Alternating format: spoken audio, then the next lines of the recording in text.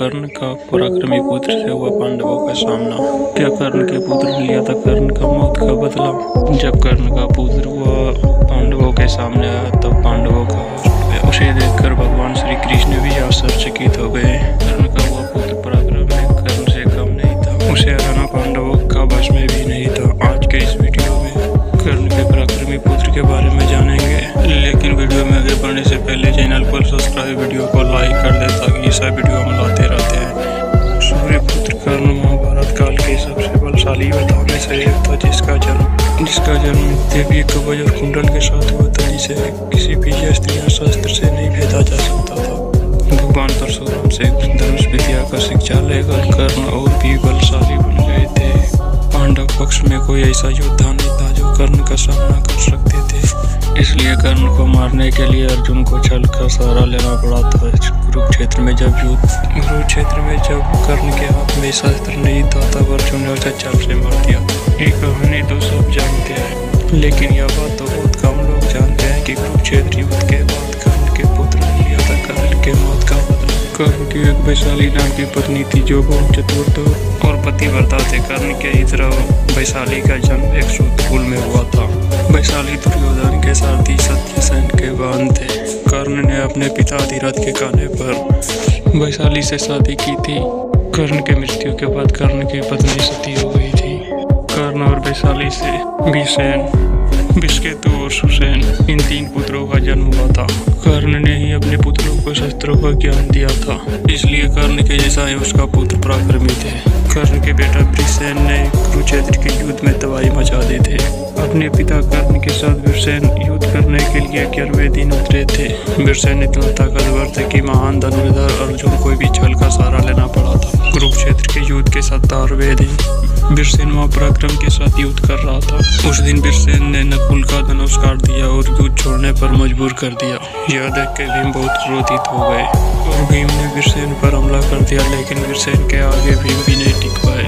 तब भीम को अर्जुन के शरण में जाना पड़ा। तब भीम ने अर्जुन को बोला कि देखो अर्जुन, कर्ण के पराक्रमी पुत्र हमारे सेना का भारी विध्वंस कर रहा है। तुम उसे जल्दी ही मार डाल, नहीं तो हमारे सेना का नामो निशान मिटा डालेगा। यह सुनकर अर्जुन और नकुल शतानी एक साथ वृषसेन को घेर लेते हैं, लेकिन वृषसेन ये एक ऐसा योद्धा था कि उन तीनों को अपने बाणों से घायल कर दिया। वृषसेन के पराक्रम को देखकर उनके कौरव सेना जय जयकार करने लगता है। ऐसे युद्ध बहुत दिन तक चला, लेकिन की लास्ट में वृषसेन को अर्जुन ने अपने बाण से मार डाला। इसी तरह कर्ण के पुत्र ने कुरुक्षेत्र के युद्ध में अपने शौर्य का परिणाम दिया था। कर्ण के पुत्र के बारे में जो वीडियो की शुरुआत में बात कर रहे थे वह है वृषकेतु। वृषकेतु इस धरती के आखिरी योद्धा थे जिसे ब्रह्मास्त्र, अग्नि अस्त्र, वायु अस्त्र का ज्ञान। वृषकेतु के परिवार के सभी लोग मर चुके थे। वह बहुत दुखी थे, इसके बावजूद उसके मन में कभी भी बदला लेने के भावना नहीं थे। उन्होंने कभी पांडवों के बारे में बुरा नहीं सोचा।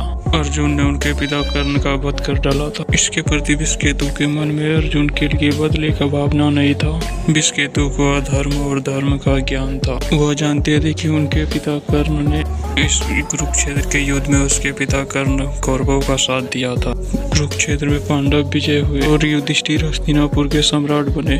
कर्ण के मृत्यु के बाद ज्येष्ठ भ्राता थे और कर्ण का पुत्र विष्केतु युद्ध के बाद भी जीवित थे।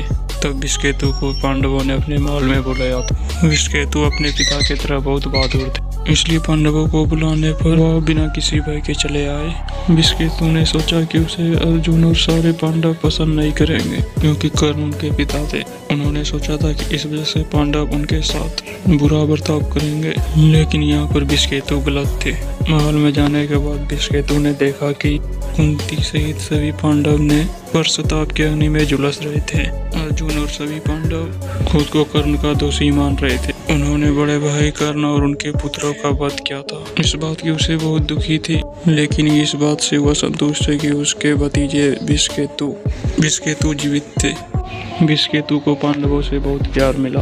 कर्ण पांडवों के बड़े भाई थे। अगर कर्ण के जीवित रहते कुंती सबको कर्ण का सत्य बतलाता तो कर्ण ही हस्तिनापुर के सम्राट बनते। इसलिए कर्ण को सच्ची श्रद्धांजलि देते हुए पांडवों ने विश्वकेतु को इंद्रप्रस्थ का राजा बना दिया। विश्वकेतु धर्मराज के छत्र छाया में शासन किया और वह एक आदर्श राजा के रूप में स्थापित हुआ।